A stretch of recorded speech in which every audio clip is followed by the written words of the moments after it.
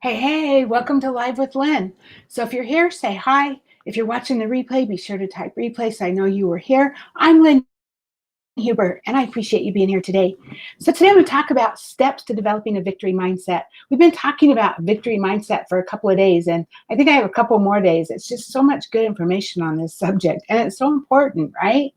But so anyway, Sally Gunnell started her training as a pentathlete and long jumper at the Essex Ladies Club. As as her prowess in sprinting developed, she concentrated on 100-meter hurdles, and she won the gold medal at the 1986 Edinburgh Commonwealth Games. Her trainer encouraged her to attempt long distances, which saw her win gold in 1989 at the European Cup 400 millimeter flat race and the 1990 Commonwealth Games 400 meter hurdles. I'm not a runner, obviously, but the fact is, I mean, she's an amazing runner, right? So Gunnell lost her shot at gold at the 1991 World Championships because she glanced across at one of her rivals.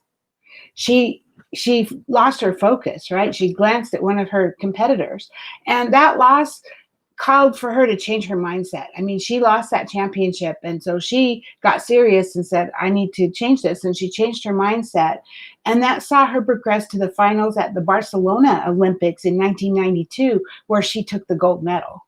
Right? Her winning mindset brought her to the peak of her career. She proceeded to the World Championships in Germany, but she developed a heavy cold. She got like the flu or cold or whatever, and her determination to win saw her through to the finals.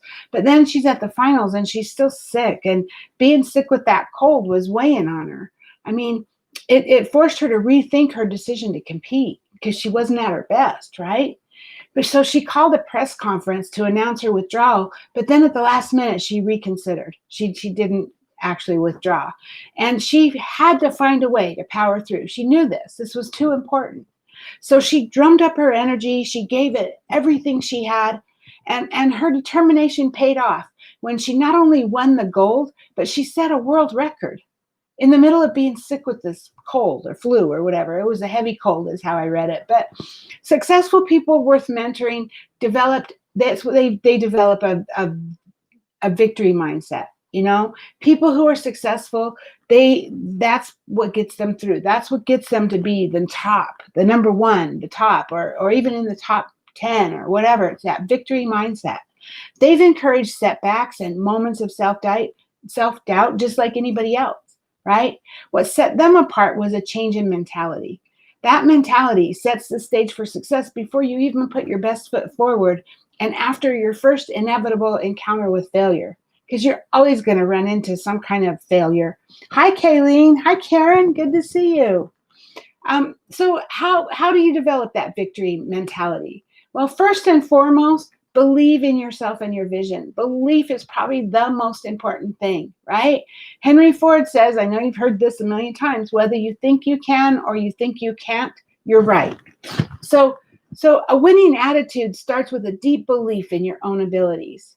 While it's normal for every one of us to doubt ourselves from time to time, sometimes many times a day, right?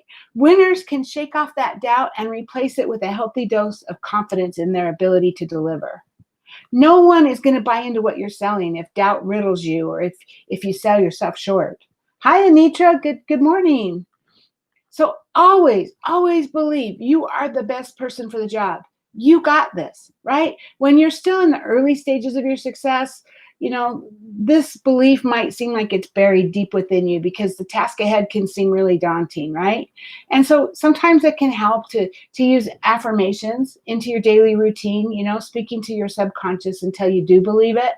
And the thing is, the more successful you become, the more you push through, and the more successful you become, the more you will believe in it. But for now, if you need it, use those affirmations. I mean, even if you're successful, I still suggest you use those affirmations, right? Which can include things like morning meditation, just sitting and getting clear on what your path is and what your North Star is that we talk about a lot. And give yourself those pep talks, right? Get used to saying things to yourself like, if I will it, I can do it. Or I am the right person for the job. Or I have what it takes. Those kinds of words should become a part of your regular vocabulary. This should be normal, right? You just say, I got this. Seriously, that's what you need to do, and you need to believe it. You need to totally believe it, because if you're the only person you can control, right? And you know that you can control you. If you want to do something, I know that if you look deep inside of yourself, if you want to do something, you're going to find a way to do it. I know that, right? So you need to know that. You need to believe in yourself. So make that vision all the more attainable and within your reach by saying those things to yourself, having those affirmations, and that positive self-talk, right? That chatter that goes on in your mind, work to make it more positive. No one sells the dream better than the author of the dream. And your vision should be real to you to make it easy to articulate it to the next person. You can't allow any drawbacks or challenges to threaten your vision, because then make it, because those things can make you start thinking that quitting seems easier, and you can't allow that to happen, right? So just don't let those challenges threaten that vision and make you start thinking that. It can also help to visualize the victory, right? Create a vision board and look at it often. I have one on my wall that I see right every day when I'm sitting here. I have it on my refrigerator. I have it everywhere I go, and I look at that, and these are the things I want to accomplish this year. Mine is a vision board for what I'm going to do this year, but you can do this year, this month, this day. That's probably a lot of work for one day, but you know what I'm saying? It could be whatever you want, right? But get that vision board and look at it. So set attainable goals. Dreaming up the vision is a great start, but nothing keeps you accountable like setting your goals. You have to have a plan. You have to know where you're going, right? And having goals sets the distinction between achievers and daydreamers. You can daydream all you want, but until you put it into action, nothing happens, right? So it keeps you on your toes as the goals keep your vision into focus. So visualize what you want to achieve in the long run, and then break it down and craft your short-term or daily goals.